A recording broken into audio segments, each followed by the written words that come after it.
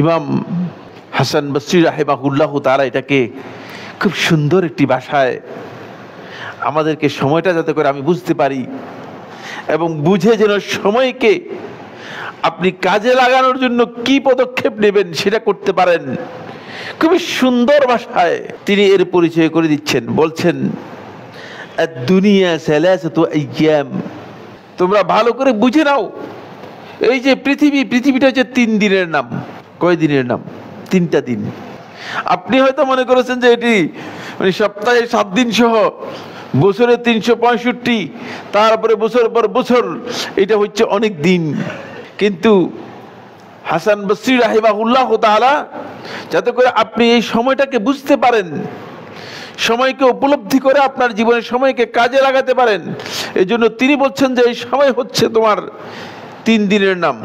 আম্মাল আমসু, গতকাল, ফাকাদ যাহাবা বিমা ফিহি, এর মধ্যে যা করছো সেটা নিয়ে চলে গেছে।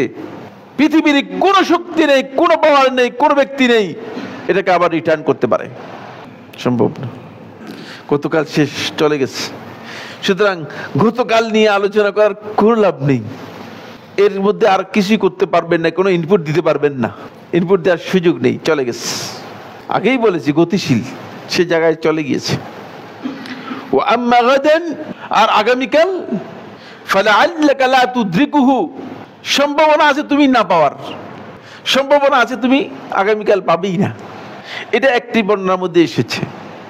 আরেকটি বর্ণনার মধ্যে এসেছে, তাও হাসান বসরি রাহমাতুল্লাহি আলাইহির মধ্যে এসেছে, ওয়া আম্মাল গাদু ফাহুয়া লিয়াউমিল কিয়ামা, আর আগামীকালকে আল্লাহ তাআলা কোরআনের মধ্যে কিয়ামতের দিন হিসেবে উল্লেখ করেছেন।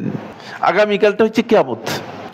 ফালতানজুর নাফসুম মা কদ্দামাত লিগাদ, আল্লাহ তাআলা কোরআনের মধ্যে ইরশাদ করেছেন, ফালতানজুর নাফসুম মা কদ্দামাত লিগাদ, প্রত্যেক ব্যক্তি যেন দেখে নেয় সে আগামীকালের জন্য কি পেশ করেছে, সেটা হচ্ছে কিয়ামত।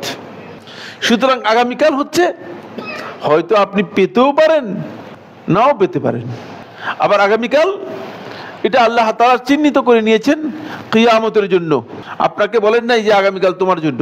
তাহলে ওয়া আম্মাল ইয়াউম, আজকের এই দিন, ইয়াউমুল জুমা, আজকে এই যে ফ্রাইডে, আজকে এই যে শুক্রবার, জুমার দিন, আম্মাল ইয়াউম ফালাকা, এটাই হচ্ছে আপনার জন্য। ফাআমাল ফিহি, সুতরাং এর মধ্যেই আপনাকে কাজ করতে হবে। সিদ্ধান্ত আজকেই নিতে হবে, আপনার কাজের সিদ্ধান্ত আপনাকে আজকেই নিতে হবে যে আপনি কি করতে চান। তাহলে যারা আগামীকালের জন্য রেখে দিচ্ছেন তারা গলত সিদ্ধান্ত নিচ্ছেন, আর যারা পেছন নিয়ে দৌড়াচ্ছেন কিছুই করতে পারবেন না।